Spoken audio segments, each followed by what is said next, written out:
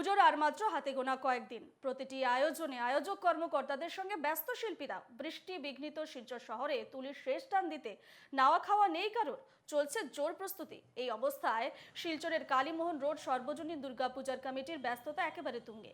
এই কমিটির এবারের আয়োজন পুরীর জগন্নাথ ধাম। ইতিমধ্যে শিলচর শহরে আয়োজন নজর কেটেছে।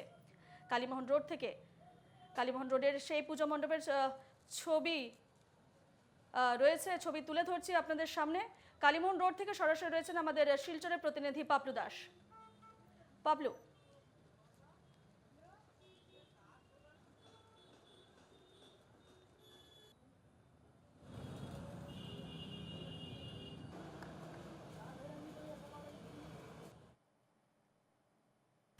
আজ মহালয়ার ভোরে শিলচর শহরে আমরা দেখলাম রীতিমতো জনজোয়ার, এবং এই মুহূর্তে প্রায় যতগুলো প্যান্ডেল রয়েছে প্রায় প্রতিটি প্যান্ডেলেই কাজ চূড়ান্তভাবে চলছে এবং শেষ তুলির টান দিচ্ছেন শিল্পীরা।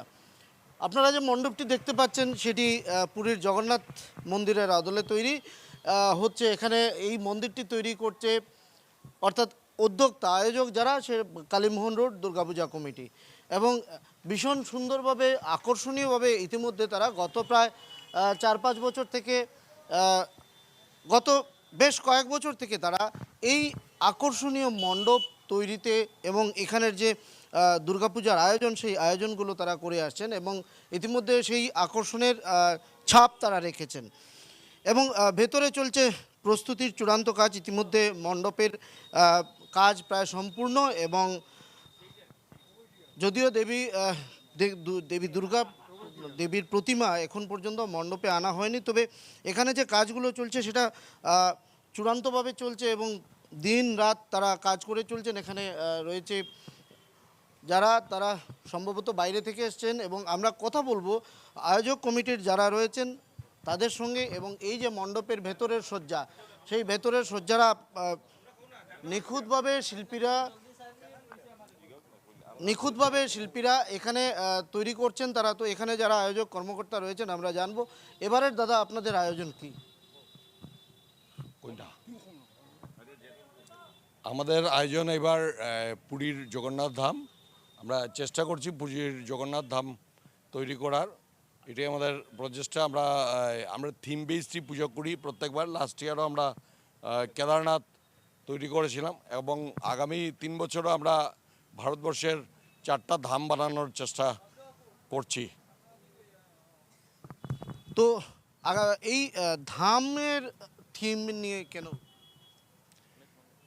আমরা অ্যাকচুয়ালি মন্দির বা কালচারেই আমরা পুজোটা করি। আমরা কোনোদিনই অন্য কোনো ইয়েতে যাইনি। আমরা মন্দির, যেহেতু দুর্গোৎসব, তো দুর্গা পূজা যেহেতু, সেই দুর্গা মণ্ডপ নিয়ে মন্দিরের আদলেই আমরা চিরকালই তৈরি করে এসেছি।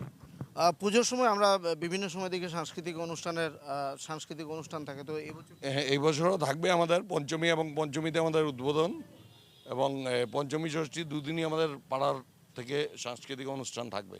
মণ্ডপ কারা তৈরি? মণ্ডপ তৈরি করছেন মেদিনীপুর থেকে এসছেন প্রদীপ ভূঁইয়া এবং ওনার দল। আর মূর্তি নবেন্দু শেখর চক্রবর্তী। কি মনে হয় দর্শক টানতে, অন্যান্য বছর যেভাবে আপনারা দর্শক টানতে আমরা দর্শকের সমাগম দেখি এখানে, এবছরও কি তাই মনে হয়? না, আমার তো মনে হচ্ছে, আমি আশাবাদী যে এই বছর অনেক বেশি দর্শক হবে, এবং যদি আপনাদের সবার সহযোগিতা থাকে সেই রকম প্রচারটা হয়। আমি অনেক বছর ধরেই দেখছি, বিগত কোভিড পিরিয়ড থেকেই, যে আমাদের তারাপুরের পুজোটাই টোটালি মানে একটু নিচের দিকে চলে গেছে। সেই রকম দর্শক আসে না, আগের মতো সেই দর্শক নেই। তো তার জন্য আমরাও চেষ্টা করছি, 2-3 বছর কোভিডে গেল, এইবার আমরা চেষ্টা করছি যে বেটার করার। বিশেষ আয়োজন কি থাকছে? বিশেষ আয়োজন তো আমরা করছি, পূজার 3 দিন পাড়ার সবাই এখানে খাওয়া দাওয়া হয়, করে এইগুলি তো। আর সাংস্কৃতিক অনুষ্ঠান, আর আমরা প্ল্যান আছে, এখনো ঠিক হয়নি, ওই হসপিটালে ফল টল দেওয়া বা এইসব অনেক বছরই আমরা করছি। তো গত বেশ কয়েক বছর থেকেই আমরা দেখছি শিলচর শহরের যে পুজোর আয়োজনগুলো হচ্ছে তার মধ্যে আকর্ষণের কিন্তু একটা অন্যতম স্থান আকর্ষণের অন্যতম কেন্দ্রবিন্দু এই কালীমোহন রোড দুর্গাপূজা কমিটির যে আয়োজন করে থাকেন তারা, এবং ইতিমধ্যে সেই চূড়ান্ত তুলির শেষ টানে ব্যস্ত শিল্পীরা রয়েছেন। পশ্চিমবঙ্গ থেকে অনেক শিল্পীরা এসেছেন এখানে মণ্ডপ তৈরি করছেন, এবং এই অবস্থায় বৃষ্টি বাদলকে উপেক্ষা করে কিন্তু এখানে মণ্ডপের কাজ চলছিল এবং শেষ তুলি দিতে তারা কিন্তু চূড়ান্তভাবেই ব্যস্ত রয়েছেন। শিলচর থেকে আমি পাপলু দাস, এনকেটিভি।